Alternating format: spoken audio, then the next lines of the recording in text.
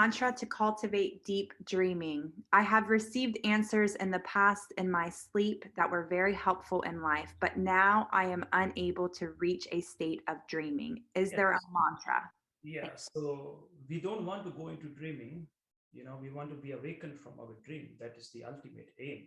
So keep that in mind, first of all, before I go into this question.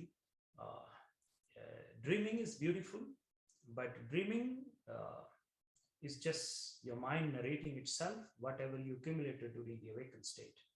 So just like the awakened state comes and goes, the dreams come and go. So that which is not permanent cannot give you the ultimate solution. So the idea is in the deeper teachings, in the direct path we call Advaita, the idea is to go beyond the dream that is seen through the open eye, and the dream that is seen through the closed eye. These are the two states of mind: the awakened state, the dream state. And then you have the third state, Shushupti, where both the sin with the open eye and sin with the closed eye, the awakened state and the dream state, the Jagrat and the Swapana, both dissolves and enter the third state, which is Shushupti.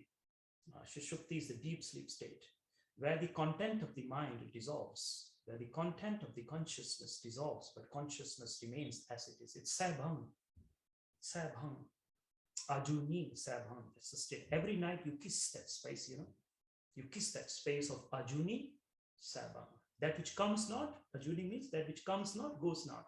Sabhang means self-sustained. So that space in you every night. So we want to go beyond these two states where you're coming and going all the time. And friction happens. Karma is born.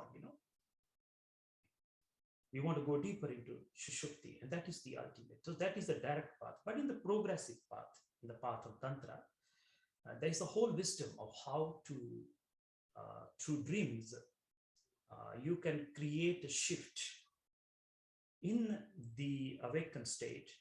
And also, what you do in the awakened state can create a difference in the dream state, because both are related. And let me go deeper into this.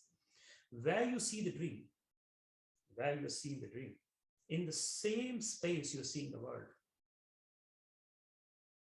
There's no difference. In the awakened state, you are assessing the most narrow part of your consciousness. Get this, I hope you're with me.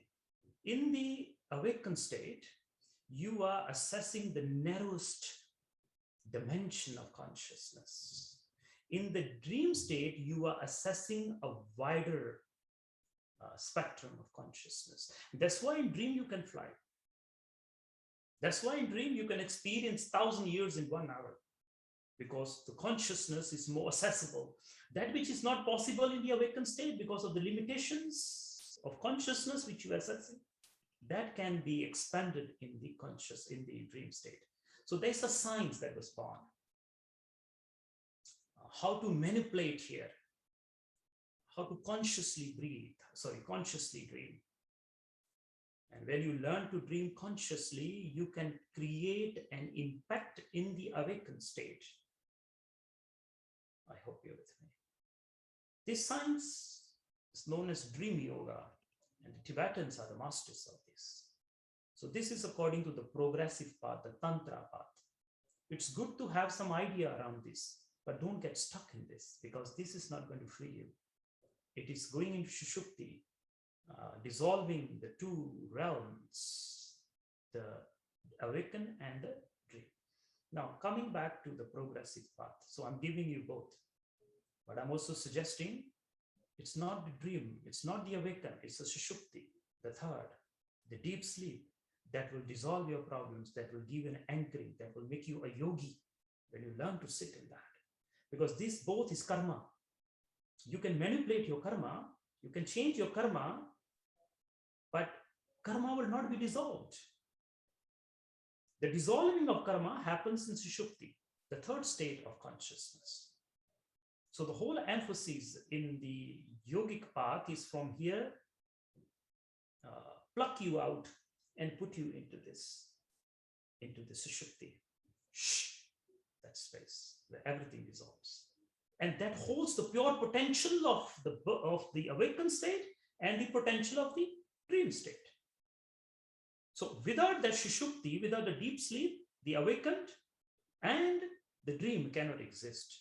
So why not assess that without which these two is not existing? So that is the direct path where we know the self, know the I.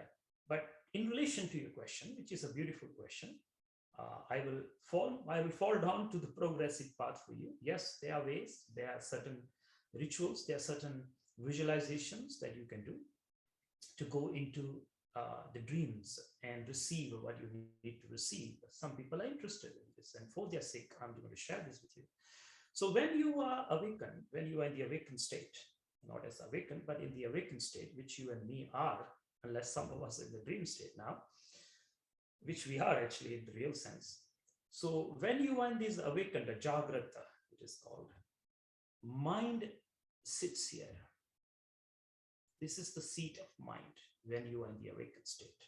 Mind is here. It's not here. Here, according to the yoga tradition. This is brain. Mind sits here. And of course, in other senses as well, but 90% of what you are in the awakened state is received and given through the eye. So this is the seat of consciousness in the awakened state. In the dream state, consciousness falls down into the throat state, into the throat chakra.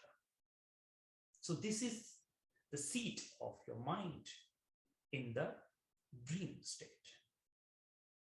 And in the deep sleep state, consciousness falls down even more into the heart. Sushupti. You touch your heart every night when you go into deep sleep. And if you don't go into deep sleep, when you wake up, you're not happy. You don't feel happy. You feel frustrated.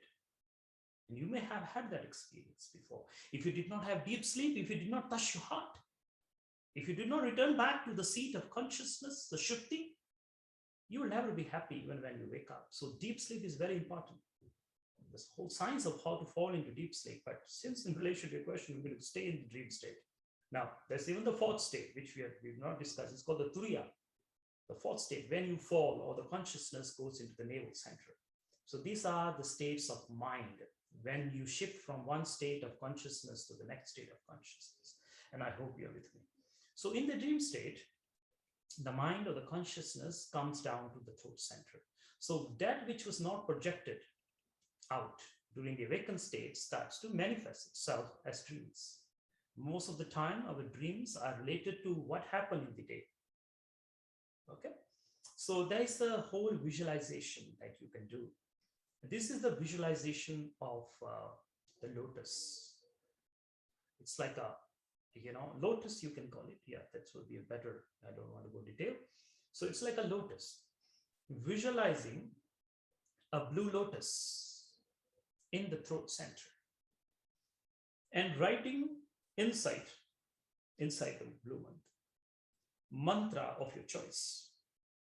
So the idea is to activate the dreamland, the dream space. So you consciously, as you're sleeping, you consciously allow the mind to drop itself. You're doing it consciously. So if you're not doing it consciously, it's going to drop anyway. It will happen. But now you're doing consciously. So conscious dreaming. So you become aware of the throat center and you visualize a flower, a lotus flower upward. Blue color is preferred. Blue color. And inside that, you can mentally start writing mantra of your choice. And just keep writing that and keep visualizing. It's like a blue bowl, a blue lotus, and in the center, you're writing the mantra with your mind. And keep this visualization. So you are consciously bringing your awareness to that sacred space before the dreamland is open to you, the dream world is open to you. So this will help you to stay conscious in your dreams. And when you are conscious in your dreams, there are many things which you can manipulate and can change that can affect your awakened state. So this is in short. So I hope that makes sense. So that was the visualization and the mantra of your choice, which can help you to dream consciously. Sadhana.